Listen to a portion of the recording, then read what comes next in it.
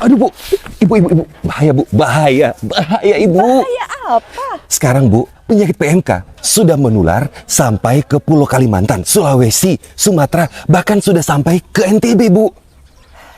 Penyakit PMK apa lagi sih? Orang lagi pusing dengan penyakit COVID, tambah penyakit baru PMK. Sini. aja. Sini Bu, biar Bapak jelasin ya. Sini, Ibu duduk dulu. Nah, jadi Bu, penyakit PMK itu adalah penyakit mulut dan kuku. Dan penyakit ini akan menyerang ternak kita. Ternak yang berkuku belah, seperti sapi, kambing, domba, dan juga babi, Ibu. Tunggu. Berarti kalau penyakit PMK ini menyerang ternak kita bisa mati gitu, Pak. Wah, ini bahaya, Pak. Ini ternak kita lagi gemuk-gemuknya, Pak. Bahaya. Nah, maka dari itu, Ibu, kalau misalnya ternak kita terserang penyakit itu, maka ternak kita dan semua produk ikutannya itu dilarang untuk diperjualbelikan. Aduh, ini gimana dong? Itu bisa bikin harga ternak kita jadi jatuh dan bahkan gak laku terjual. Aduh, ekonomi kita bisa berdampak buruk, Pak. Ya, mau gimana lagi, Bu? Di NTT udah banyak kasus ya, Pak ya? Tapi tenang, Bu. Di NTT belum ada kasus atau 0%, Bu. Aduh. Kenapa panik sih, ah? Kalau tau kayak gitu berarti kita gak perlu panik, gak perlu khawatir dong, Pak. Nah, itu dia makanya, Bu. Eits, jangan salah kawan, justru sebaliknya. Jika penyakit mulut dan kuku masuk ke NTT, kita jadi zona merah penyakit mulut dan kuku atau PMK. Yang artinya kita tidak bisa kirim sapi keluar NTT lagi. Setiap tahun, 70 ribuan ekor sapi dikirim dari NTT ke Jawa dan Kalimantan. Juga kambing, kerbau, dan kuda ke Sulawesi. Jika satu ekor sapi seharga 10 juta, kita akan mendapat kerugian sebesar 700 miliar rupiah.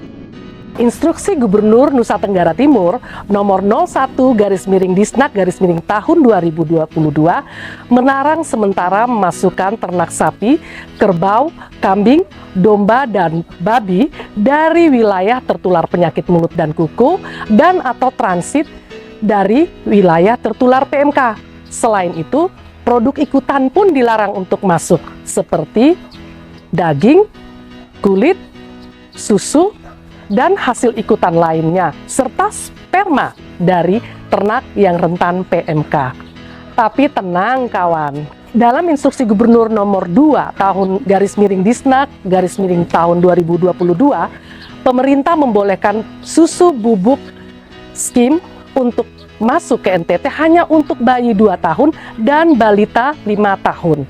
Hal ini untuk mencegah terjadinya stunting. Ciri-ciri penyakit mulut dan kuku, suhu tubuh ternak di atas 40 derajat Celcius, terdapat luka di bagian gusi, lidah, dan mulut seperti sariawan, ternak mengeluarkan banyak air liur. Ada juga luka pada kuku kaki ternak, sehingga mengakibatkan ternak tidak bisa berdiri, dan puting susu pun terdapat luka. Pemerintah telah membentuk gugus tugas penyakit mulut dan kuku di Provinsi Nusa Tenggara Timur.